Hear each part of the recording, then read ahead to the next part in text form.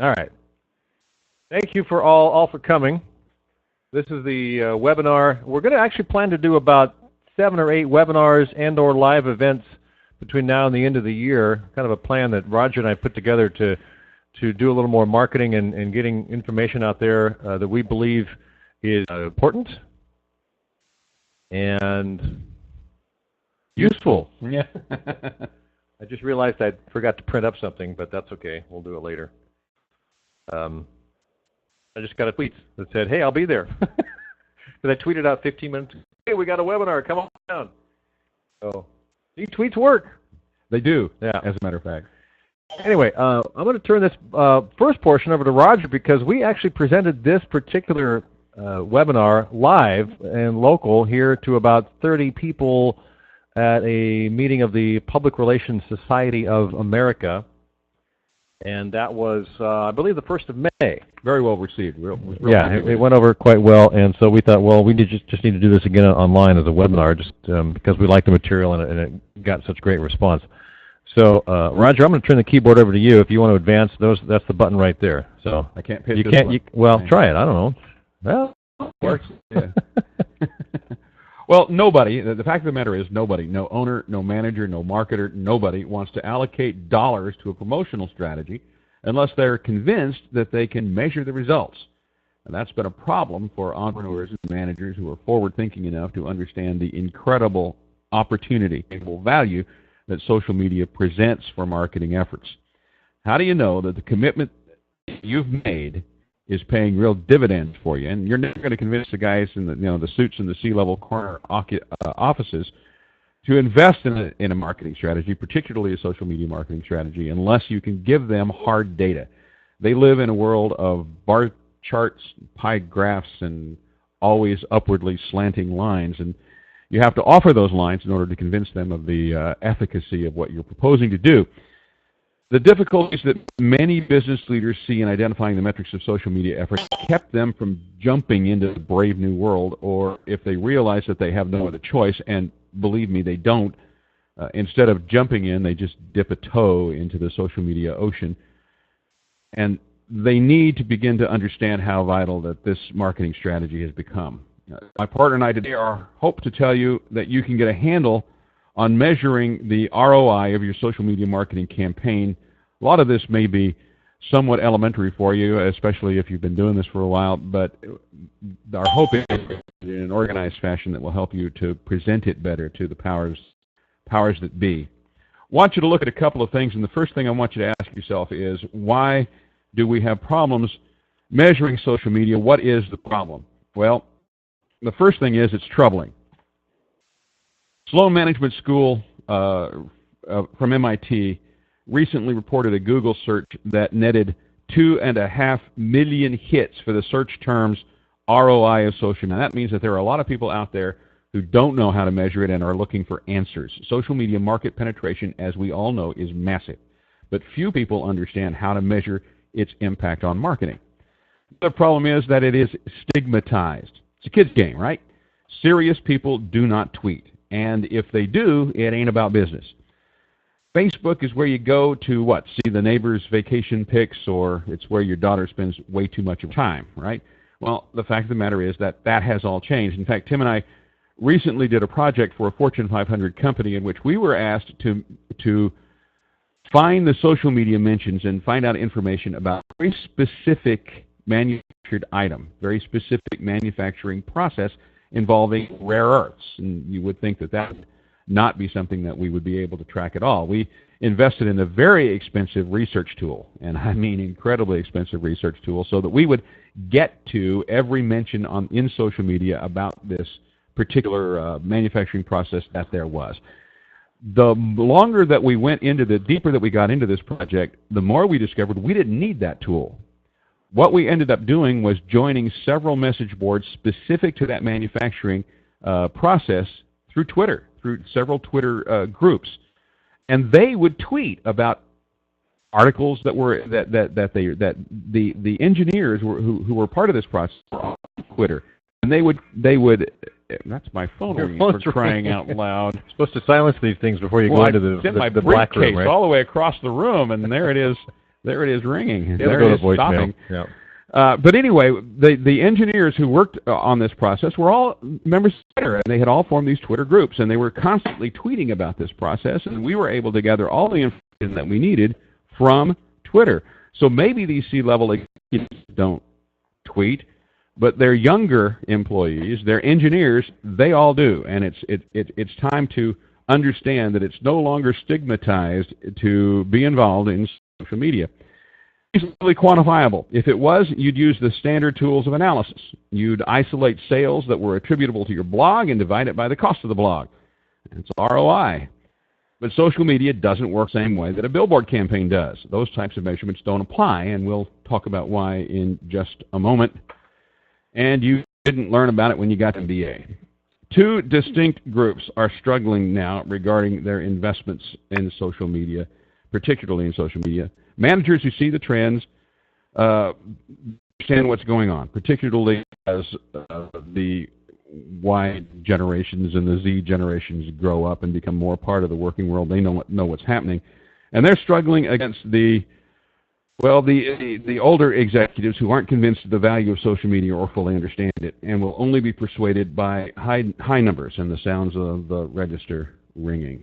So that has been the problem in the past, but there are solutions to that problem. So we want you to take a new approach to discussing social media. And instead of talking about ROI as being return on investment, we want you to talk about ROI as being as instead standing for the risk of ignorance. Now remember, ROI measures one thing, and it is an attempt to determine the impact of a particular investment on short-term sales. And that's all it does. And that is important, but it isn't everything. We want you to take a new look because social media marketing reaches everywhere. Handling the measurements in the way that they were before did not take into account all of the various things that social media does. In the old days, executives researched their target market, built an advertising campaign based on that research, and then they sat back and waited for the results. It was a static process. Changes in that campaign in the middle were difficult and expensive. What's more, your target audience didn't have many choices. They listened to the radio, they read the newspaper, they watched the TV, and they communicated using the mailbox. And that just isn't the case anymore. Now customers are in command of what they look at, and they're looking at it all online. Traditional methods of reaching them are withering on the vine. To reach the modern consumer, you have to go where they are. You have to hang out on the net, and you have to engage them because that's what they're looking for. They're looking for engagement through social media. The customer chooses. They consume online content. They produce online content. It's their investment, their choice to respond to your product, and that's what you measure. You measure their investment. You measure their behaviors because their behaviors become your touchstone. And their investment in you, their behavior with regards to you, is what you're going to measure. It's what you're going to advertise to. So we're going to ask you to turn the concept of ROI on its head. In calculating social media ROI, most marketers start by measuring the cost of launching a blog, for example, and then seek to calculate the return on sales, say, from that blog, from that social media investment. But a company could also start by thinking about the marketing objectives of a blog that the blog might satisfy, that is, like brand engagement, or why its customers might visit the blog, like to learn about new products, for example, and what behaviors they might engage in once they got there. They might post a comment, for example, or they might talk about a recent consumption experience. Those things could be linked to the company's marketing objectives. Now, those behaviors, comments, for example, can be measured, and they represent the customer's investment in the marketer's social media campaign.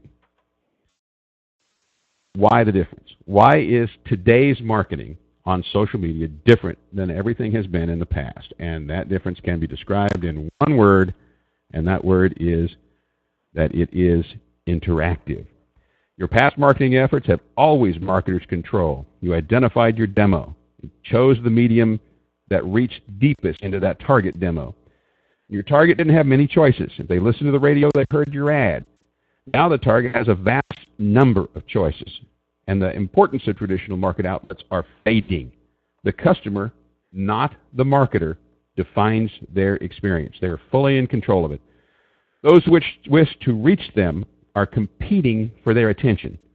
And that's now what we must measure. How successful are you in capturing the attention of your potential clients? That's the brave new world of relationships. And our goal is an interactive experience. Our goal is to start a conversation and build a relationship. And I think one of the interesting things, Roger, that a lot of people run up against is that they understand that there's interactivity involved. They understand they need to plan for this, and they put people on there, and then they plan to have interactivity, but a lot of them just fail to realize that it all happens in real time, and you sometimes have to be engaged at 8:30 at night or 5:30 in the morning when you get up and you see something, a tweet that's responding. Real time is where it really belongs, and if you don't respond in real time, you can often get in trouble. We'll talk about that as we go along in this. But I'd just like to emphasize how important real time and the concept of doing your best to respond now and not planning on something for like next week when something happens. It's the old way. Yeah, you don't answer in a week. You answer in an hour. You answer in an hour or minutes. Yeah. So real time just keep that concept in mind, because real time is very, very important. So we're trying to establish an interactive experience here. We want people to relate to us. We want people to invest their time in us. We want people to notice us. And in order to get that to happen, we need to keep track of what we call the 4 C's. Marketing in the modern world is no longer driven exclusively by content created by the seller. Moreover, the marketing experience is no longer one-sided. The successful marketer realizes his campaign must engage the consumer, and that engagement is a conversation. We no longer market at the consumer. We market with them. We build relationships with them. To do that, the marketer has to understand the unique opportunity provided by action. What motivates the consumer to connect to the internet, to social media, and how does a business become part of that conversation? Content creation, and this is absolutely crucial. Everybody is capable of creating online content. The marketer competes with content created by the consumer. Now, that is a vastly different experience than traditional approaches in which the consumer had lived or read. There's also a kind of an ancillary concept to this idea that everybody can create content, and it's very important for people in modern companies to realize this, and that is your employees create content. Your employees talk about your product.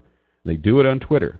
They talk about their managers. They talk about their bosses. They talk about each other. They talk about everything. And this is where the conversation about the social media company policy comes into play, which is an entirely another conversation, but it is certainly one of those conversations worth having in your company. What's the policy of how your employees engage in social media on behalf of your company? And we're going to talk about that in more detail, I think, next month, as a matter of fact. But the point is that, one of the first groups that got this was the United States Air Force. Yep. They, years ago, and I got a copy of it and read it, it was really good, established a policy that a packet of information that they gave to all of their public affairs officers. And one of the things they talked about is that you are no longer exclusively the public information arm of the United States Air Force. Every airman with a computer is now a representative of the U.S. Air Force. The same thing is true of your company. Every employee with a computer is your representative and is part of your public information team. And who doesn't have a computer? We all have like 5 or 6 these days. We carry them around with us all the time. In our hands, handheld devices. So it's important to remember that content creation is an important part of your social media engagement campaign. Then we're going to talk about consumption a little bit. The consumer creates content and consume it. They interact with one another in an endless series of conversations. They connect. The marketer's challenge is to become part of that conversation and to develop relationships that eventually lead to sales, and the fact of the matter is that takes time. You see, when people spend so much of their discretionary time at the keyboard, they're in control of their experience. In the past, you put an ad into the TV show, and the only other choice the consumer had was to go make a sandwich while the ad ran. No longer. Each individual... I think you took the high road on that. I did, as a matter of fact, I did. Each individual that you target is more or less in control of their online experience. I can't emphasize this enough. You have to go where they choose to be. You have to engage them in the manner that they choose to interact. You have to be part of the conversation. You must build those relationships. You must understand that it doesn't happen overnight. Who's in control? Well, us marketing types, are a lot less in control than we used to be at. So, what are you going to measure? Well, your objectives are going to drive your choices. Your first objective, and the one we never, ever, ever, ever forget, is sales. When I first got into sales, I remember reading, like Tom Hopkins or something said, nothing happens until a sale is made.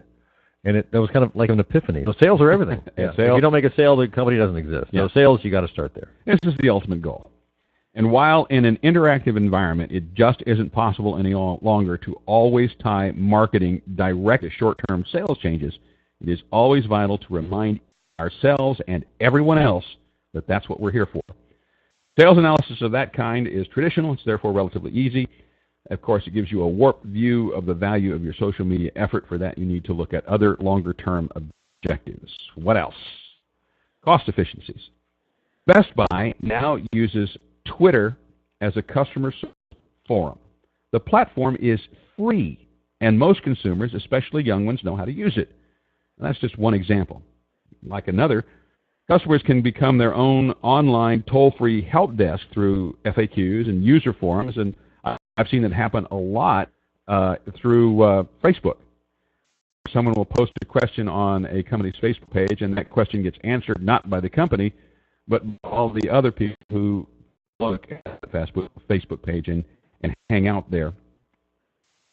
Social media platforms allow you to directly respond to your customers interactively. You can effectively allocate customer service resources. You can spare your customer the rage that they feel when they get lost in your God-forsaken phone tree.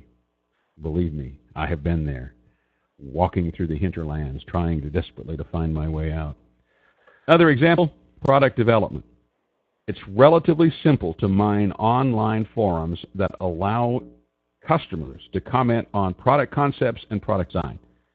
We've all heard of the beta testing, where select clients are offered the product in exchange for their input on the bugs they find.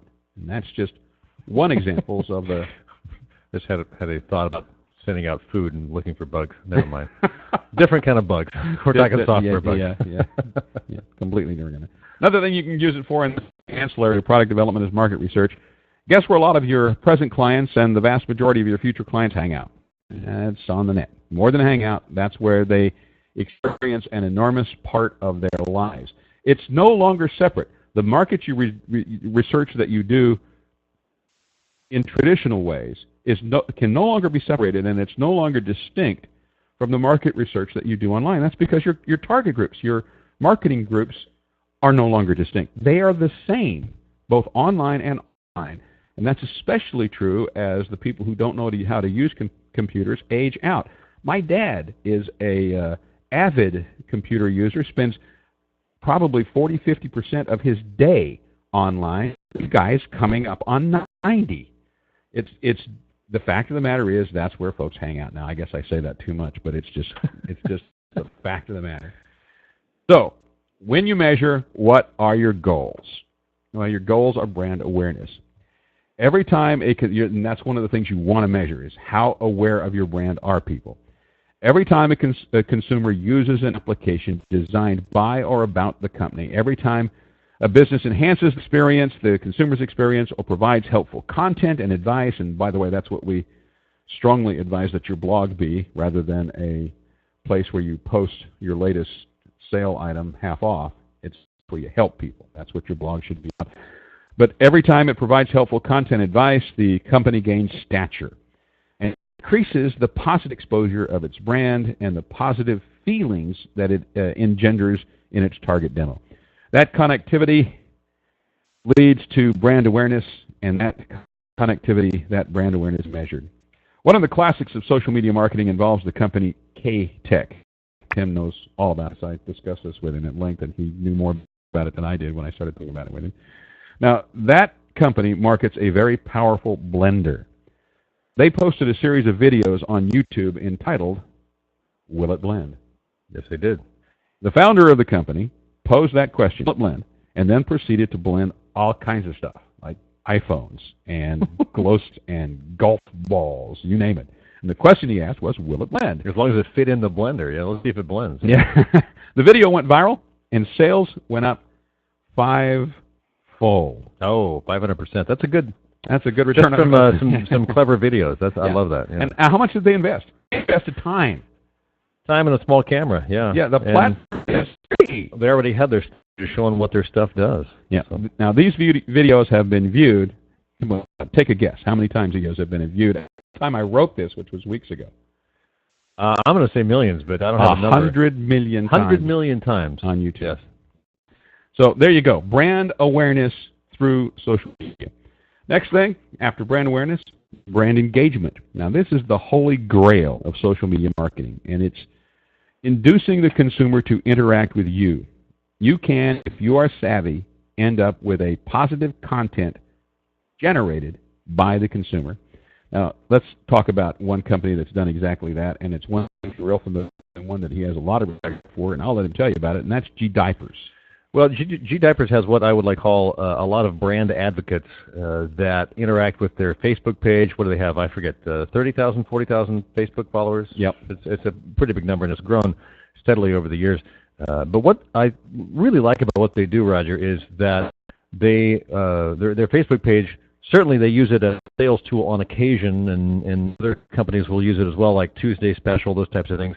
But really it's a platform for moms and young dads to talk about, to come up, and it's just a forum for that. And they will encourage that among their followers. A brand advocate is someone who likes your brand, likes your product, and will stand up and defend you without you asking for them. And those people are valuable.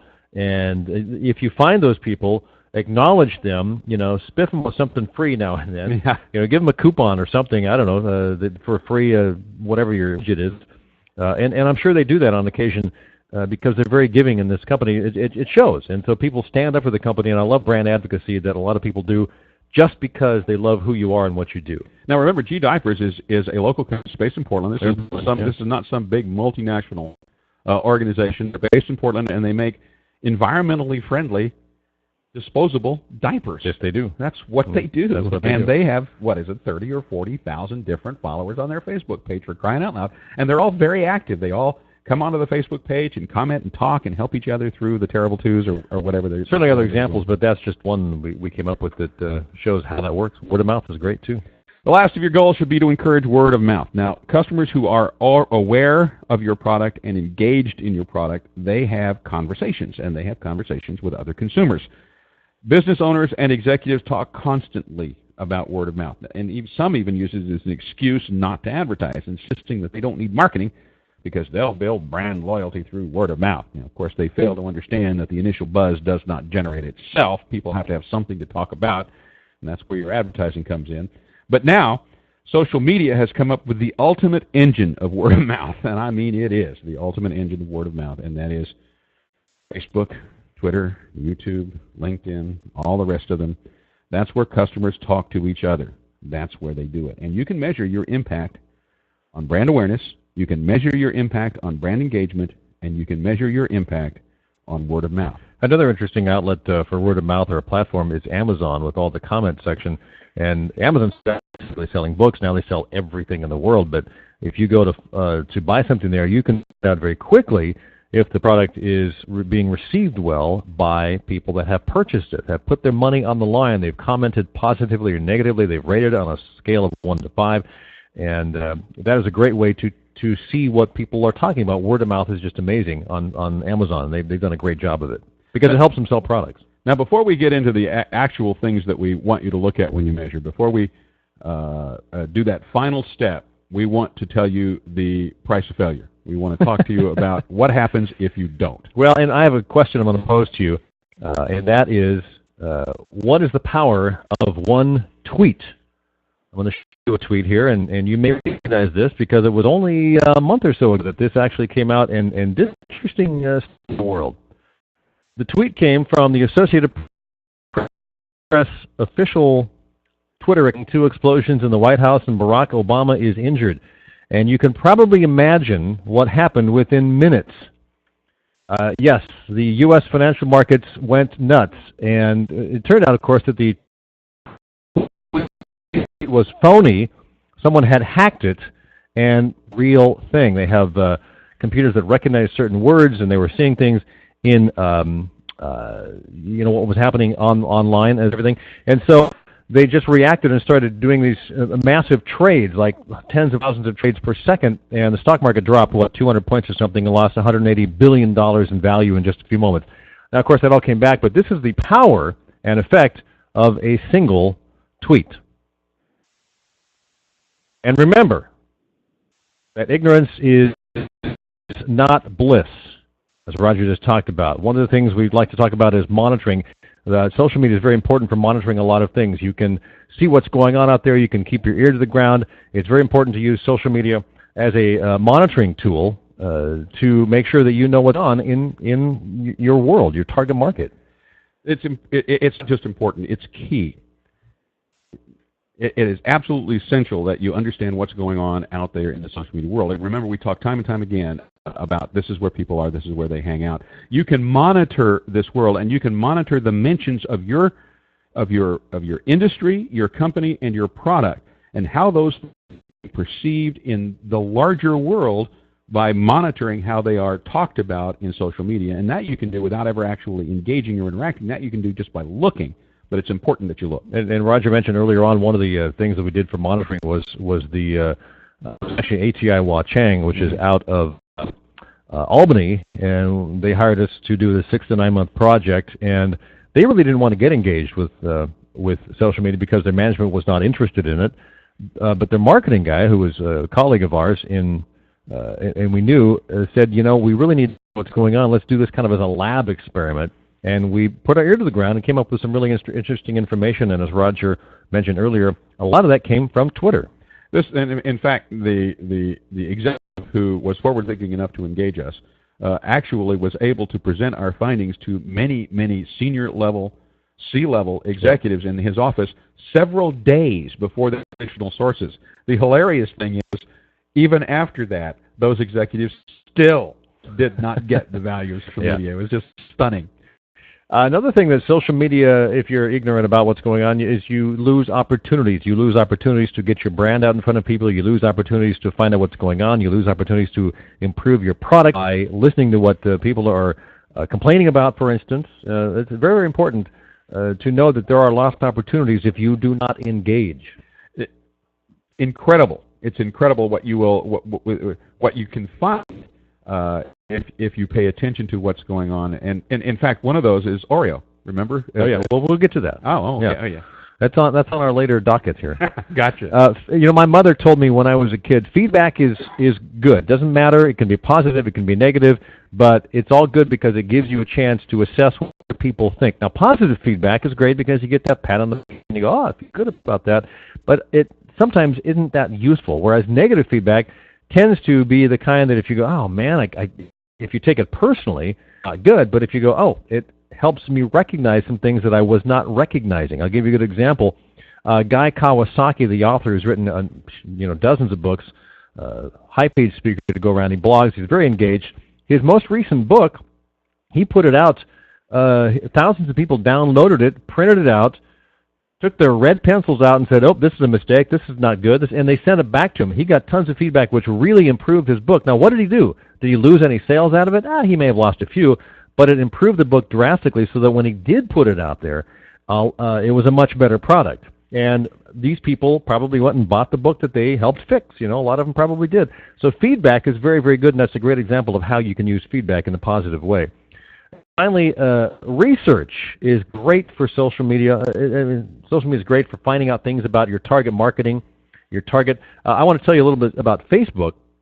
It fascinates me what Mark Zuckerberg has done with Facebook. If you want to advertise on Facebook and you want to reach people in Provo, Utah that drive Porsches that have 7-room homes, you can probably find the 17 people that are there and target just to them with an ad that comes up only on those pages, because there is so much information that Facebook in particular has done that you can reach a very, very narrow market, and you can learn a lot of things about them, and that's what Facebook has done a great job of doing that. And with that information, you can target things. You can also find information about who those people are by just looking for them. And so research and social media really go hand in hand. I have nothing to add. That was great. Well, okay. Now this is a screenshot that ran a few years back from Motrin, and the first thing was wearing your baby seems to be in fashion, and it was about a minute ad about how Motrin will help you if you're wearing your baby because, gosh, it's in fashion. You've got these slings around your body, and it's hard on your back, so you've got to take Motrin. Well, this go over well with a lot of moms. I wonder if they even focus group this because the reaction I'm sure they didn't. The reaction was intense and immediate. They ran this ad on a weekend, like on a Saturday afternoon, and they posted it online. And within 24 hours, it was a trending topic on Twitter, a worldwide trending topic, Motrin moms. And there were bloggers talking about this. There were people tweeting about how bad this was. Here's a handful of tweets. Go to Motrin.com. Yeah, Motrin just offended moms everywhere. Who's going to be fired? A baby's not a fashion statement. They were offended by this ad, and they let everyone know. To Motrin's credit, over the long haul, it probably didn't hurt them that much, but they did not respond. They didn't know this was happening. They had no idea. There's lots of examples that go from Unitor. You can look up that one. There are many about companies that were clueless to social media, because if you're clueless to it, something happens, it's out of hand, and you don't know how to respond. So finally someone calls you up from the news desk of a local TV station or someone and says, hey, I hear that people don't like the product. Whether you are listening or not, you're being talked about. Yeah.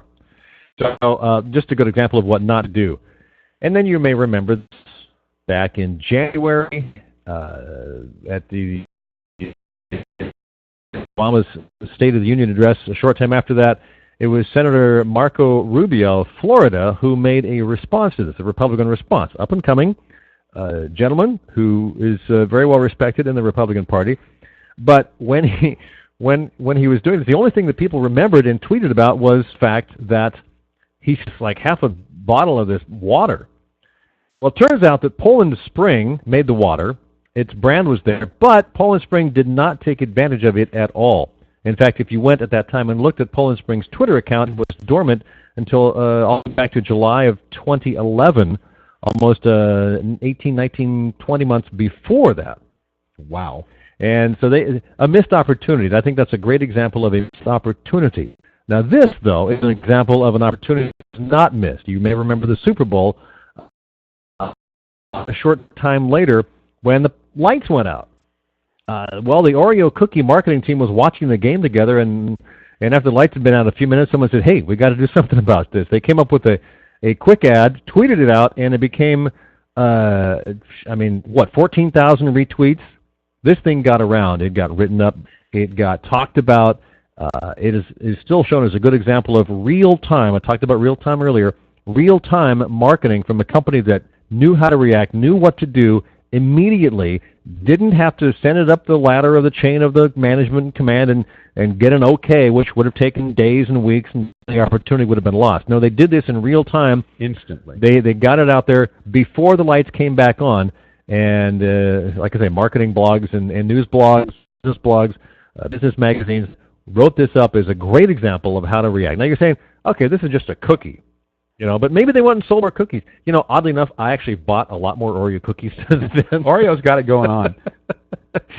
Yes, well, my family likes them, and I like them too, oddly enough. Okay, back to you, Roger. The meat. Yes. So here's probably what you've been waiting around for. What exactly you want to look at that you want to measure. Depends on your goals, as we've already said. It also depends on the medium that you choose. Probably the single most important element of most social media marketing campaigns is your company blog. It's the one that we advise as a management team, as a social media management team, Tim and I, advise you to consider first, and that's most of them. The reason being is that we can go to blogs. We've done webinars about why blogs are great, but the main thing is you control everything on your blog, except for the comments, of course, and you have some control over them. But the second thing about, the other thing about blogs is that, it's not Facebook, it's not Twitter, it's not YouTube. All those people will change rules and change platforms and change engagement and change the layout and the format. You don't own any of that, but you do own your blog, and you do own the look and feel and how that is perceived by your target audience. Blogs are great. You control the content. We also can talk about blog is not a place to put self-serving stuff like public or press releases about how your CEO won a new award, how he's traveling to New York to pick this up and had a great time. People don't care about that. You've got to solve problems. Solve problems, help. Answer questions, and engage with your audience. And there are a lot of great blogs there that do that. And also, as we all know, search engines love blogs. Yes, they do. So blogs are usually, 9 times out of 10, where we advise people to start in a social media campaign. Now, remember what you're trying to measure.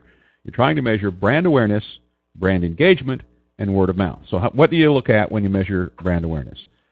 One of the things you're going to look at is how many unique visits that you get. And most of these things are self-explanatory, and most of them can be found in any of the free research tools. Probably the first one you ought to check out is Google Analytics. Most blogs have a platform that you can tie in your Google Analytics. In fact, any website can. And it's a free tool that tracks traffic, where they came from, how long they stayed, what they went to on the blog. It's just great information. And so this is one of the things you can track is how many unique visits do you have in a time. And you look at trends over time to see that, is it growing or is it fading?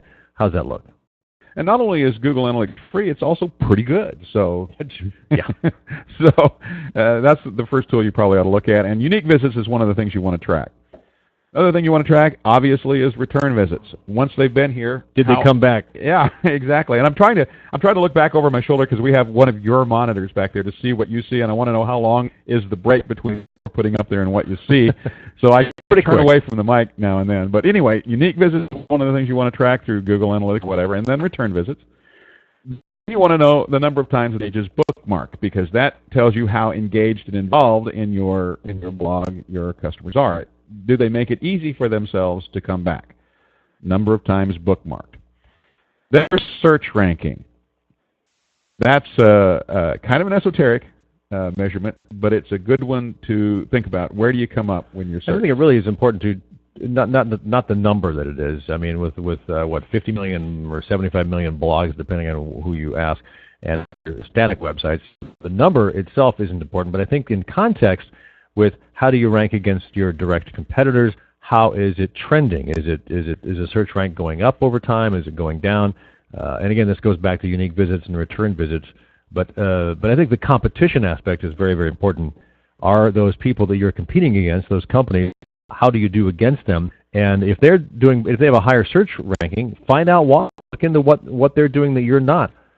Find out why and then steal it. Yeah, well, why and figure out how you can do a better job of it. Mm-hmm. So search ranking is certainly important, but only in the context of how it relates to the trends and your competition. Then we're going to take a look at what things you can measure to determine how committed is your target market to your blog. You know that they come because you've been measuring the brand awareness. You know that they come and see you, but how committed are they to you? Well, one thing is membership. Do they join your blog? Do they become a regular contributing member? So and not all blogs are set up to have memberships. I want to clarify that. In fact, a lot of them, but some do. Some make you sign up or want you to sign up, to be able to read. Yeah. Then RSS feed subscribers. Now, most of you know that RSS, probably most of you know that this is for Rich Site Summary. It's a really simple syndication. Yeah, and that's exactly what it is. It's a web feed format, used to syndicate and disseminate frequently updated material like news content.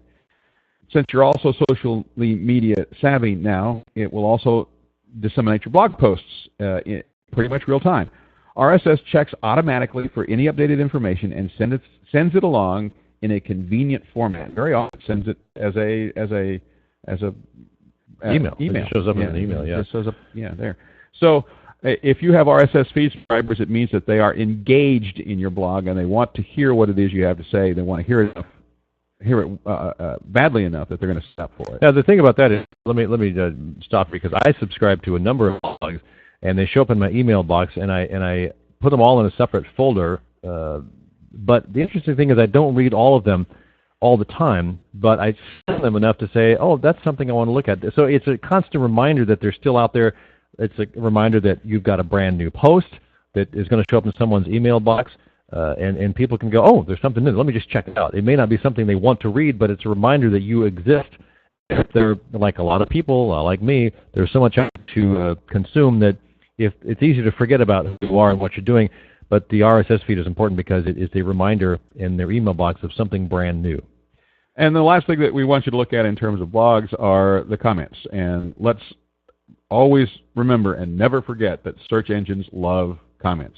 That kind of an original content that is updated as frequently as it is really shoots your blog to the top of the search engines, and it is probably the ultimate indication of brand engagement in your product, in your site. Oh, what's the last thing? User-generated content.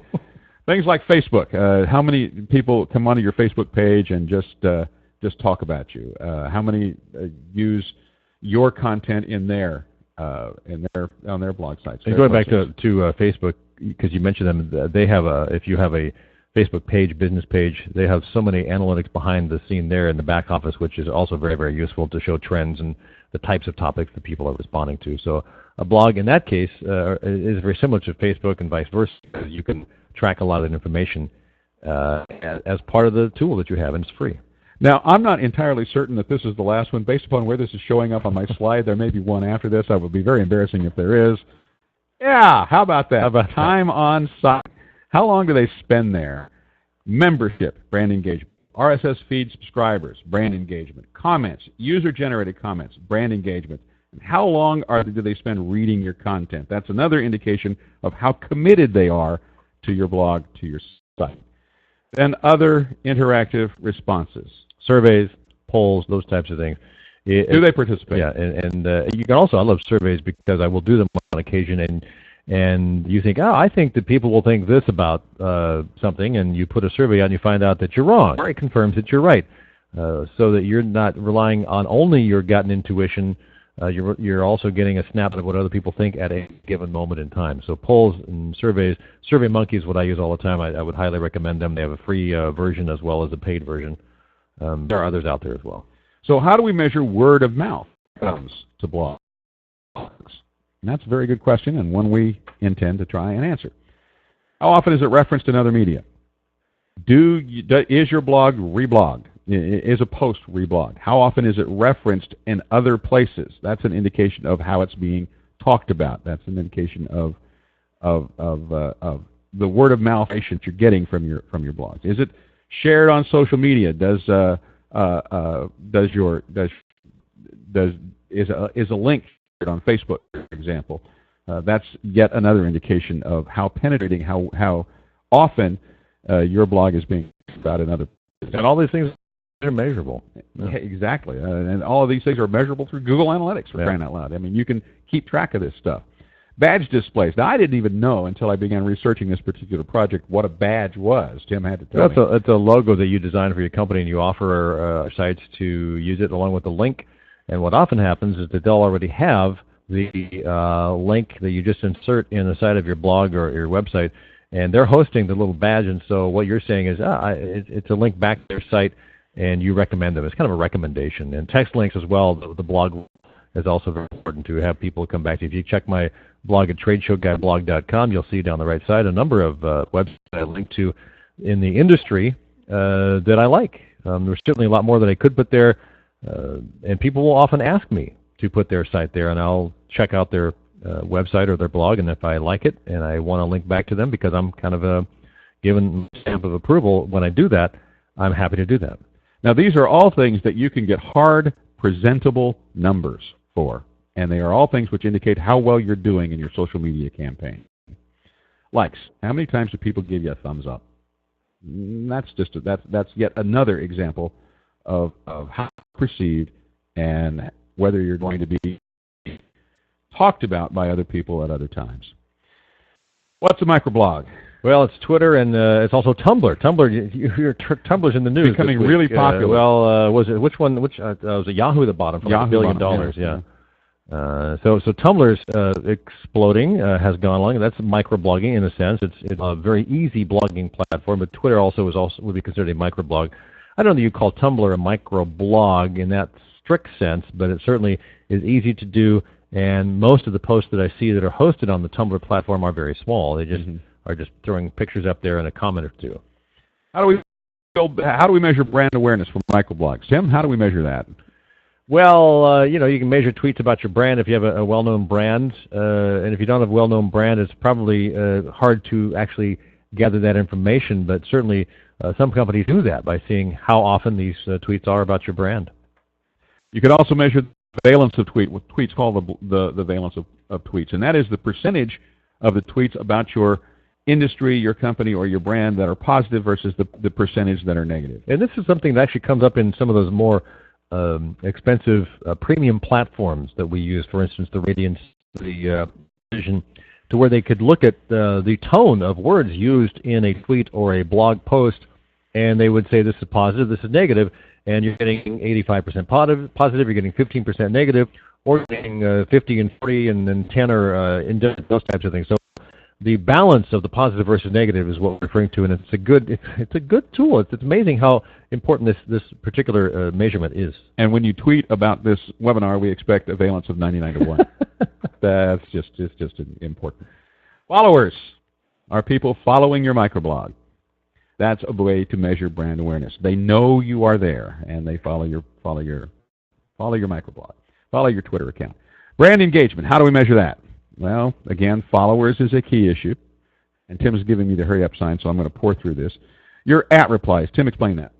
That's when someone responds to you. I'm Trade Show Guy on Twitter, and if someone responds to me in a public, they just put @Trade Show Guy. That way everyone can see it, but I also get notified of it, and it's a comment back to me or a response to something and basically it's a reply. It's not a private direct message. It's a public response on Twitter. And it means that they are engaged in your microblog. Word of mouth. How do we measure that? Retweets. That speaks for itself. How often do you get retweeted? The Oreo cookie being retweeted 14,000 times. 14,000 free and times. that was way back then. I mean, who knows how many added to that after that. So what are we measuring when we look at social networks like Facebook and that kind of thing? Well, brand awareness. What are we measuring there? Memberships, fans, obviously. Numbers are good. You want to know the numbers? You want to see how the trends go.